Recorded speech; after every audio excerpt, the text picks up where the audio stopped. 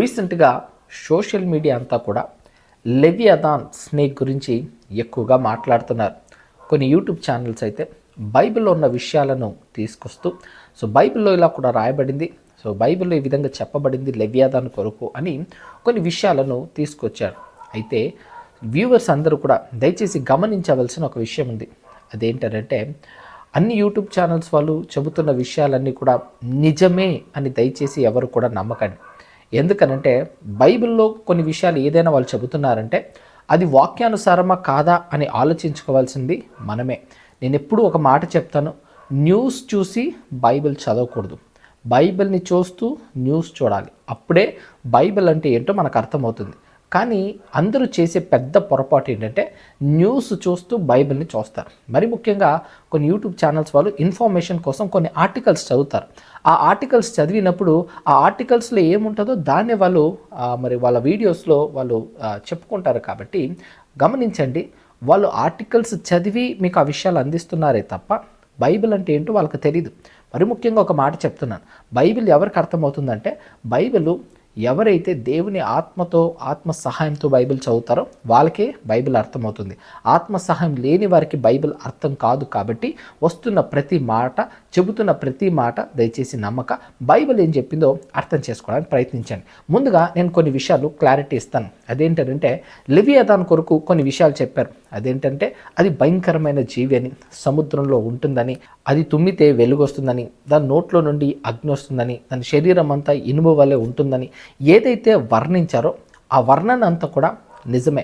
ఎందుకంటే బైబిల్ దీని గురించి మాట్లాడుతూ యోబు గ్రంథం 41వ అధ్యాయం అంతా కూడా దీని కొరకే రాయబడింది. అక్కడ మనం చూస్తే ఈ సీ మాన్స్టర్ గురించే రాయబడిన విషయాలు మనకు కనపడుతుంది. ఉదాహరణకు మనం చూడగలిగితే యోబు గ్రంథం 41వ అధ్యాయం 18వ వచనం, అది తుమ్మగా వెలుగు ప్రకాశించెను, దాని కనులు ఉదయకాలపు కనురెప్పుల వలె నున్నవి, దాని నోటి నుండి జ్వాలలు బయలుదేరను, అగ్ని కణములు దాని నుండి లేచును.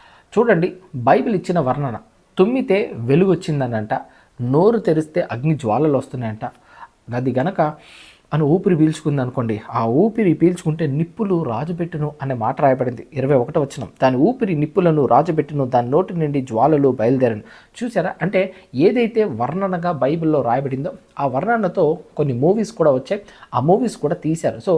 ఈ మూవీస్ చూడడం వల్ల దీని గురించి ఒక అవగాహన కొంతమందికి ఉంది. భారీ భారీ ఆకారాలతో మరి లెవియాథాన్ అనే ఒక జీవి ఉంది అని ఈరోజు ప్రపంచం అంతా కూడా ఒప్పుకుంటుంది. మరి ముఖ్యంగా శాస్త్రవేత్తలు కూడా మరి ఇటువంటి ఒక జీవి ఒకప్పుడు నివసించేది, ఒకప్పుడు ఉండేవి అని వాళ్ళు కూడా కన్ఫర్మ్ చేశారు. వాళ్ళకు దొరికిన ఆ స్కెలిటన్స్ని బట్టి, వాళ్ళకు దొరికిన కొన్ని ఆధారాలను బట్టి భయంకరమైన జీవులు ఒకప్పుడు భూమి మీద నివసించాయి అనే విషయాలను వాళ్ళు కూడా తెలియపరిచారు. అయితే ఇప్పుడు వీటి గురించి మాట్లాడేటప్పుడు ఇది చాలా భయంకరమైన జీవి అని ఏదైతే బయట ఛానల్స్ అంతా చెబుతుందో ఆ విషయాలు అయితే వాస్తవమే. ఇంకా చెప్పాలంటే అసలు వాళ్ళు చెప్పని మరికొన్ని విషయాలు కూడా బైబిల్ చెప్పింది, ఇంకా అద్భుతమైన విషయాలు కూడా బైబిల్ చెప్పింది. అదేంటంటే ఆ జీవి ఎలా తయారు చేయబడిందంటే అది భయము లేని జీవిగా అది తయారు చేయబడింది. ఒకసారి ఆ మాట కూడా చూద్దాం. యోబు గ్రంథం 41వ అధ్యాయం 33వ వచనం, అది భయము లేనిదిగా సృజింపబడినది, భూమి మీద దాని వంటిది ఏదీ లేదు, అది గొప్ప వాటన్నిటినీ తిరస్కరించుచు గర్వించిన జంతువులన్నిటికీ అది రాజు. చూడండి, బైబిల్లో ఏమని రాయబడిందో, అది భయము లేనిదిగా సృజింపబడినది అని వాక్యంలో రాయబడింది. గర్వించిన వాటన్నిటికీ అదే రాజంట. ఏమండి, భయానికే భయం పుట్టించే జీవండి ఇది. ఇంకా బైబిల్లో మనము జాగ్రత్తగా చూస్తే భయము దాని ముందు తాండవమాడుతుంది అనే మాట కూడా రాయబడిందండి. ఆ మాట కూడా మనం చూడగలిగితే యోబు గ్రంథం 41వ అధ్యాయం 22వ వచనం, దాని మెడ బలమునకు స్థానము, భయము దాని ఎదుట తాండవమాడుచుండెను. చూడండి, భయమే దాని ముందు డ్యాన్స్ వేస్తుందట. అంటే భయము లేని జీవిగా అది సృజింపబడింది. అయితే ఏదైతే ఈ విషయాలు మరి సీ మాన్స్టర్ కొరకు అందించారో ఆ విషయాల వరకు వాస్తవం. అయితే దీని తర్వాత కొన్ని విషయాలు చెప్పారు. ఇది నిజమా కాదా అనేది మీకు నేను తెలియపరుస్తాను. ఒకటి ఏంటంటే దేవుడు బైబిల్లో ఆడజీవిని మగజీవిగా వీటిని చేశారు. ఒక ఆడ మాన్స్టర్, ఒక మగ మాన్స్టర్ ఉంది. ఆడ మాన్స్టర్ని చంపేశారు, ఇంకా మగ మాన్స్టర్ మిగిలింది. ఆడ మాన్స్టర్ని దేవుడే చంపేశారు, ఇంకా మగ మాన్స్టర్ అది మిగిలింది, అది సముద్రంలో ఉంది. కాబట్టి ఎప్పుడైనా రేస్ రావచ్చు, అది వచ్చినప్పుడు ఏమవుతుందంటే అంతం జరుగుతుంది, యుగాంతం జరుగుతుంది అని అన్నారు. బైబిల్లోని ఒక వచనాన్ని కూడా బేస్ చేసుకొని వాళ్ళు ఒక విషయాన్ని తెలియపరిచారు. అదేంటో కూడా ఒకసారి మీకు చూపిస్తాను, చూడండి. ప్రకటన గ్రంథం 12వ అధ్యాయం 17వ వచనం, అందుచేత ఆ ఘటసర్పము ఆగ్రహము తెచ్చుకొని దేవుని ఆజ్ఞలు గైకొనుచు యేసును గూర్చి సాక్ష్యమిచ్చుచున్న ఉన్నవారైన ఆమె సంతానంలో శేషించిన వారితో యుద్ధము చేటుకు బయలుపడి సముద్ర తీరమున నిలిచెను. చూడండి, ఈ మాటను బట్టి ఏం చెప్తున్నారంటే, అంటే సముద్ర తీరమున ఒక ఘటసర్పము, అంటే ఆ స్నేక్, లేవియాథన్ స్నేక్ లాంటిది, ఒక సీ మాన్స్టరు సముద్రంలో ఉంది, ఇది బైబిల్ తెలియపరిచింది అని చెబుతూ, సో ఈ విషయాన్ని చెబితే ఇందులో మన క్రిస్టియన్స్ కూడా చాలామంది ముందు వెనక ఆలోచించకుండా ఈ వాక్యము కనపడింది కాబట్టి అవును సముద్రం లోపంలో లెవియాథన్ స్నేక్ ఉంది అని చాలామంది భావిస్తున్నారు. సో దయచేసి వినండి, నేను మరలా చెప్తున్నాను, బైబిల్లో రాయబడిన విషయాలు ఆత్మ సహాయంతో చదవాలి. ఇప్పుడు ప్రకటన గ్రంథం 12వ అధ్యాయం, ఈ విషయానికి వద్దాం.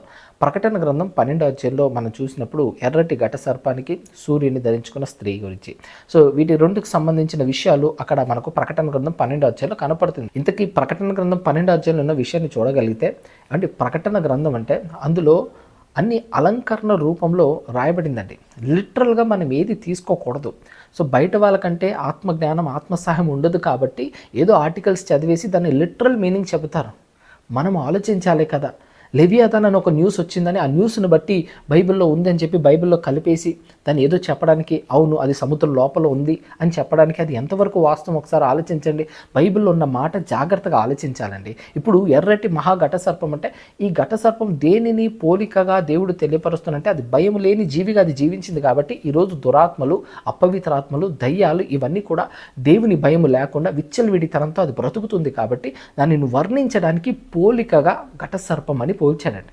ఘటసర్పం అని పోల్చారు. సముద్ర తీరంలో ఉన్నారనంటే ఆ సముద్రము, ఆ జలము ఎవరంటే అది మనుషులు. ఆ మనుషుల మధ్య అవి నిలబడింది. తర్వాత సూర్యుని ధరించుకున్న స్త్రీ ఎవరంటే, సూర్యుని ధరించుకున్న స్త్రీ అది ఇజ్రాయెల్ అండి. అది ఇజ్రాయెల్ పోలికగా దేవుడు చెప్పాడు, అంతేగాని దాన్ని లిటరల్గా మనం తీసుకోకూడదు. ఇక్కడ సముద్ర తీరాన ఎర్రటి ఘట్టసర్పం ఉంది కాబట్టి అది ఎవరో కాదు, లెవియాథన్ అనే స్నేకు అక్కడ మరి సముద్రంలో ఉంది అని ఈ రెఫరెన్స్తో కన్ఫర్మ్ చేసుకున్నారు. సరిగ్గా చదవక, సరిగ్గా అర్థం చేసుకోక, ఇది చాలా తప్పండి. దయచేసి ఈ విధానంలో బైబిల్ చదవకండి. న్యూస్ చూస్తూ బైబిల్ చూడకండి, అది చాలా చాలా ప్రమాదం. బైబిల్ చదువుతూ న్యూస్ చూడండి, మీకు వాక్యాలు అర్థమవుతుంది. ఇప్పుడు సముద్ర తీరాన నిల్చుంది అనే మాటను మనం చదువుకున్నాం కదా, దీన్నే అలంకారంలో రాయబడింది. ఇది ఆ సముద్రం అంటే ఏంటి అని అంటే జలములు, అంటే అది ప్రజలు అని వాక్యం సెలవిచ్చింది. ఒకసారి ఆ మాట చూద్దాం. ప్రకటన గ్రంథం 17వ అధ్యాయం 15వ వచనం. మరియు ఆ దూత నాతో ఈలాగు చెప్పాను, ఆ వేశ్య కూర్చున్న చోట నీవు చూచిన జలములు ప్రజలను, జన సమూహములను, జనములను, ఆయా భాష మాట్లాడు వారిని సూచించును. చూడండి, జలములు అంటే ఏంటంటే ప్రజలు, ఆయా భాషలు మాట్లాడేవారు, జన సమూహాలు అని రాయబడింది బైబిల్లో. కాబట్టి సముద్ర తీరాన్ని ఉంది అని అంటే అది ప్రజల మధ్య ఉంది. ఎవరు? ఎర్రటి ఘటసర్పం. ఈ ఎర్రటి ఘటసర్పం ఎవరు? అపవాది. పోలికతో చెప్పబడింది.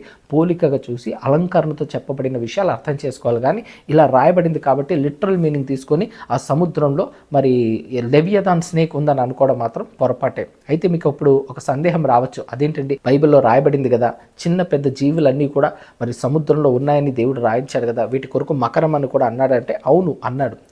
ఈ జీవులన్నీ ఉన్నాయంటే ఉన్నాయండి. బైబిల్ ప్రకారం ఈ జీవులన్నీ ఉన్నాయంటే ఉన్నాయి, కానీ అవన్నీ ఒకప్పుడు ఉన్నాయి, ఇప్పుడు లేవు. ఒకప్పుడు ఉన్నాయి, ఇప్పుడు లేవు. అది మనం ఎలా చెప్పగలుగుతాం?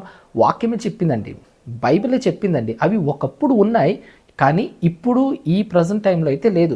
మరి ఇప్పుడు కనపడేది ఏంటి? అది కూడా చెప్తాను, జాగ్రత్తగా వినండి. మరి ఇప్పుడు అంటార్టికా ఓషన్లో సౌత్ జార్జియా దగ్గర మరి కనపడుతుంది కదా, 800 కిలోమీటర్లు పాము ఆకారంతో ఉన్నది. మరి అదేంటండి అని అంటే వాటి గురించి ఎక్స్ప్లెయిన్ చేస్తాను, జాగ్రత్తగా వినండి. ముందుగా మనము అర్థం చేసుకోవాల్సిన కొన్ని విషయాలు ఉన్నాయి. అదేంటంటే చాలామంది మరి ఈ శాటిలైట్ మ్యాప్లో చూసి చూడండి పాము ఆకారంలో కనపడుతుంది, 800 కిలోమీటర్లు ఉంది, అది లెవియాథనే అని అంటున్నారు, అది లెవియాథన్ స్నేకే అని అంటున్నారు.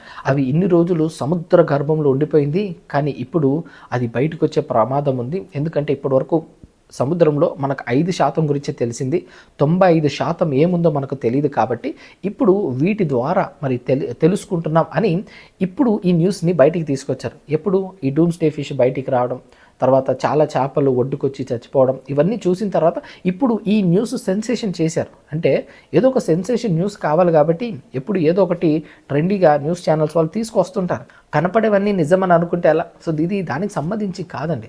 దీని గురించి మరి శాస్త్రవేత్తలను అడిగినప్పుడు ఎందుకండి మరి ఈ పాము ఆకారంలాగా కనపడుతుంది అని శాస్త్రవేత్తలను అడిగితే వాళ్ళు ఏమన్నారు తెలుసా? ఇది నీటి మట్టం పెరిగిందండి. ఈ నీటి మట్టం పెరగడం వల్ల ఆ ఆకారంలో అది కనపడుతుంది. టెక్టానిక్ ప్లేట్స్ అని అంటారు. ఆ పలకలు సర్దుకోవడం వల్ల, భూమి లోపల పలకలు ఉంటాయండి. ఆ పలకలు సర్దుకోవడం వల్ల ఆ ఓషన్ ఆ విధంగా ఆ ఆకారంతో కనపడుతుందే తప్ప అక్కడ అలాంటి ఒక జీవి నివసిస్తున్నట్టుగా అయితే ఎటువంటి ఆధారము లేదు అని అన్నారు. సో శాస్త్రవేత్తలు ఏం చెప్పారో అది నిజం, అది 100% రైట్. అది ఎందుకనంటే బైబిల్ కూడా ఇవన్నీ ఎప్పుడో చనిపోయాయి, ఇవన్నీ ఎప్పుడో అంతరించిపోయాయి. మరి ముఖ్యంగా చెప్పాలంటే వీటిని దేవుడే చంపాడండి. ఒక మాటలో చెప్పాలంటే ఇవి ఉండకూడదని దేవుడే వీటిని చంపాడు. ఈ మాటలు బైబిల్లో రాయబడింది. నా సొంత మాటలు కాదు, నా సొంత ఆలోచనలు కాదు. ఇవి లెవియాథాన్ అనే స్నేక్ ఏదైతే ఈరోజు ప్రజలందరూ మాట్లాడుకుంటున్నారో వీటిని ఒకప్పుడు దేవుడే తయారు చేశాడు, దేవుడే నిర్మించాడు. నిర్మించిన దేవుడే ఇది ఉండకూడదని వీటన్నిటిని కూడా మరి చంపివేసినట్టుగా, వీటన్నిటిని కూడా మరి నాశనం చేసినట్టుగా బైబిల్లో రాయబడింది. ఒకసారి ఆ మాటలు మనం చూద్దాం. 74వ కీర్తన 14వ వచనం. మకరం యొక్క శిరస్సును నీవు ముక్కలుగా కొట్టితివి, అరణ్యవాసులకు దానిని ఆహారం ఇచ్చితివి. చూడండి, మకరం యొక్క శిరస్సును నువ్వు ముక్కలు కొట్టితివి అని అన్నారు. అంటే దేవుడే ఈ జీవులను చంపినట్టుగా మనకు బైబిల్లో అర్థమవుతుంది కదా. దేవుడే వీటిని అంతం చేసినట్టుగా మనకు బైబిల్లో కనపడుతుంది. మరొక మాట చూడగలిగితే యోబు గ్రంథం 26వ అధ్యాయం 13వ వచనం. ఆయన హస్తము పారిపోవు మహాసర్పమును పొడిచెను. చూసారా, ఆయన హస్తమే పారిపోవు మహాసర్పం అంటే లెవియథాన్ స్నేక్ అని ఏదైతే పిలుస్తున్నారో దానిని పొడిచాడంట, తల నరికేసాడంట, ముక్కలు ముక్కలు చేశాడట. ఎందుకు దేవుడు దాన్ని చంపేశాడు? ఎందుకు వీటన్నిటిని చంపి మరి వీటిని అరణ్యవాసులకు ఆహారంగా ఇచ్చాను అని దేవుని మాటలో మనకు కనపడుతుంది. అంటే దేవుడే వీటిని అంతం చేశాడంటే దేవుడే వీటిని అంతం చేశాడని చాలా క్లియర్గా బైబిల్లో రాయబడిందండి. యెషయా గ్రంథం 51వ అధ్యాయం 9వ వచనం. యెహోవా బాహుము లెమ్ము లెమ్ము బలము తొడుక్కొనుము, పూర్వపు కాలములోను పురాతన తరములలోనూ లేచినట్లు లెమ్ము, రహబును తుత్తనీలుగా నరికివేసిన వాడువు నీవే కదా, మకరమును పొడిచిన వాడువు నీవే కదా. చూసారా, ఇక్కడ కూడా రాయబడిన మాటలు ఏంటంటే మకరమును పొడిచిన వాడివి నీవే కదా అని ఇక్కడ చాలా క్లియర్గా బైబిల్ మనకు తెలియపరుస్తుంది. సో దేవుడే ఈ జీవులను చంపేశాడని. ఎందుకు ఈ జీవులు ఉండకూడదనంటే ప్రతి జంతువు మానవునికి లొంగిపోవాలి అనేది దేవుని ఉద్దేశం. ప్రతి జీవి మానవునికి లొంగిపోవాలి. అందుకే భూమిని ఏలాలి అంటే అది ఎవరు ఏలాలంటే అది మానవుడే అయి ఉండాలి. భూమికి రారాజు మనిషే ఉండాలి. కాబట్టి దేవుడు మనిషికి అధికారం ఇచ్చాడు. అయితే ఇది భయము లేని జీవి కాబట్టి, గర్వించిన వాటన్నిటికీ రారాజుగా ఉన్నది కాబట్టి, భయము లేకుండా బ్రతికిన జీవి కాబట్టి దేవుడు ఈ జీవి మానవులను భయపెడుతుందని, ఈ జీవి ఉండకూడదని దేవుడే వీటిని హతమార్చినట్టుగా బైబిల్లో మనకు కనపడుతుంది. కాబట్టి బైబిల్ని చూడండి, ఎవరో చెప్పిన మాటలు చూడకండి, న్యూస్ చెప్తున్న మాటలు చూడకండి. బైబిల్ని చదువుతూ న్యూస్ని చూడండి, మీకు అర్థమవుతుంది. కానీ ఈరోజు చాలామంది చేసే పెద్ద మిస్టేక్ ఏంటంటే న్యూస్ చూసి బైబిల్లో రాయబడి ఉండాలని, ఆ న్యూస్కి కన్వీనియంట్గా బైబిల్లో వచనాలు ఉండాలని బైబిల్ని ఎత్తుక్కుంటారు. అదే మీరు చేసే పెద్ద పొరపాటు. సో దయచేసి గమనించండి. ప్రకటన గ్రంథం 12వ అధ్యాయంలో ఉన్నది వచ్చేసి అలంకరణ. ఇంకా చాలామందికి మరొక డౌట్ ఉంది. మరి అన్న యెషయా గ్రంథం 27లో అన్నాడు కదా యుగాంతంలో మరి ఆ మకరం వస్తుందని, ప్రభు మరలా కత్తి తీసుకొని పొడుస్తాడని ఉంది కదా 27:1 అని అంటారు. అది కూడా ఏంటో వివరిస్తాను, జాగ్రత్తగా చూడండి. యెషయా గ్రంథం 27వ అధ్యాయం 1వ వచనం. ఆ దినమున యెహోవా గట్టిదై గొప్పదై బలమైన తన ఖడ్గము పట్టుకొనెను, తీవ్ర సర్పమైన మకరమును వంకర సర్పమైన మకరమును ఆయన దండించును, సముద్రం మీదనున్న మకరమును సంహరించును. అంటే ఇది ఏమని అనుకుంటున్నారంటే చాలామంది, సో సముద్రం మీదనున్న వంకర సర్పమును దేవుడే నాశనం చేస్తాడని బైబిల్లో రాయబడింది కదా. కాబట్టి మరి ఈ మాట నిజం అవుతుంది కదా. కాబట్టి ఆ సముద్ర గర్భంలో ఎక్కడో మరి లెవియాథాన్ ఉన్నాడు అని చాలామంది అనుకుంటున్నారు. లేదండి, సముద్ర గర్భంలో లెవియాథాన్ లేవు. అవన్నీ కూడా దేవుడు ఎప్పుడో సంహరించాడు, వాటన్నిటి కూడా ఎప్పుడో చంపేశాడు. మరి ఈ మాట ఏంటి? యెషయా గ్రంథం 27వ అధ్యాయం 1వ వచనం. ఈ మాటలో ఉన్న అర్థం ఏంటి? ఏంటనంటే ఇది అపవాది కొరకు చెబుతూ ఆ దినమున అంటే యుగాంత దినమున, లేకపోతే అపవాదిని దేవుడు సంహరిస్తాడు, నాశనం చేస్తాడు అని పోలికగా యెషయా గారు చెప్పిన మాటలు. ఏమండి, యెషయా గారి కాలానికి అప్పుడు సర్పాలు అనేది లేవండి. యెషయా గారి కాలానికి ఈ మకరం అనేది లేదు. కాబట్టి దయచేసి బైబిల్ చదివేటప్పుడు ఈ జ్ఞానముతో ఆలోచించే ప్రయత్నం చేయండి. బైబిల్ని ఆలోచించేటప్పుడు కాలానుగుణంగా మనం చదవాలి, అప్పుడే మనకు అర్థమవుతుంది. సో ఇది పోలికగా దేవుడు తెలియపరుస్తూ ఆ దినమున నేను ఈ విషయాన్ని చేయబోతున్నాను, సో వాటిని నేను నాశనం చేయబోతున్నానని పోలికగా అలంకరణ రూపంలో చెప్పిన మాట. యెషయా గారు అలంకరణలో చెప్పారు. ఏస్కేల్ గారు అలంకారంలో చెప్తారు, అదేవిధంగా ప్రకటన గ్రంథం కూడా అదే అలంకారంతో రాయబడి ఉంటుంది. కాబట్టి వీటి గురించి వచ్చినప్పుడు అది అపవాదికి పోలిస్తూ అపవాదిని ఏం చేయబోతున్నాడో చెబుతున్న విషయాల గురించి రాయబడింది అని మనం గ్రహించాలి. కాబట్టి అది అపవాదికి పోలికగా ఆ జీవులను దేవుడు తీసుకొని చెప్పడం అనేది జరుగుతుంది.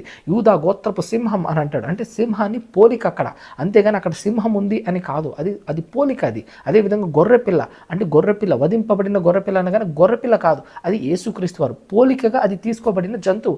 అదేవిధంగా ఎర్రటి మహాఘట సర్పం అది అపవాది గురించి తీసుకోబడిన పోలికది, అలంకరణది. కాబట్టి ఈ జీవులను ఒకప్పుడు ఉన్నాయంటే ఒకప్పుడు ఉన్నాయి. ఆదిలో దేవుడు నిర్మించేటప్పుడు వీటన్నిటిని నిర్మించారు, కానీ వీటన్నిటిని తర్వాత దేవుడే నాశనం చేశాడని, దేవుడే వీటిని నరికేశాడని, దేవుడే వీటిని ముక్కలు ముక్కలుగా నరికి అరణ్యవాసులకు ఆహారంగా ఇచ్చేశాని. సో అందుకే ఈ జీవులు ఇప్పుడు లేవని మనకు అర్థమవుతుంది. అదేవిధంగా సైన్స్ కూడా కన్ఫర్మ్ చేసింది. ఆ నీటి మట్టంలో మరి ఆ సముద్రంలో మనకు కనపడుతున్న ఆకారము అది ఆ టెక్టో ప్లేట్స్ కదలడం వల్ల, ఆ ప్లేట్స్ భూమి యొక్క పలకలు కదలడం వల్ల ఆ ఆకారం వచ్చిందే తప్ప నిజంగా అక్కడ ఏదో ఉందని కాదు. ఒకవేళ అక్కడ ఆ జీవి ఉంటే ఈ పాటికి లేచి వచ్చేదండి, ఇన్ని సంవత్సరాలది మౌనంగా ఉండేది కాదు. కాబట్టి ఇలాంటి మైథాలజీ దయచేసి నమ్మకండి. ఇదంతా కూడా కల్పించబడిన కథలు. ఈ కథల వైపు చూడక వాక్యం వైపు చూస్తూ వాక్యంలో మీరందరూ స్థిరంగా నిలబడాలని మనసారా ఆశిస్తూ మీ స్టీఫెన్ బాబ్.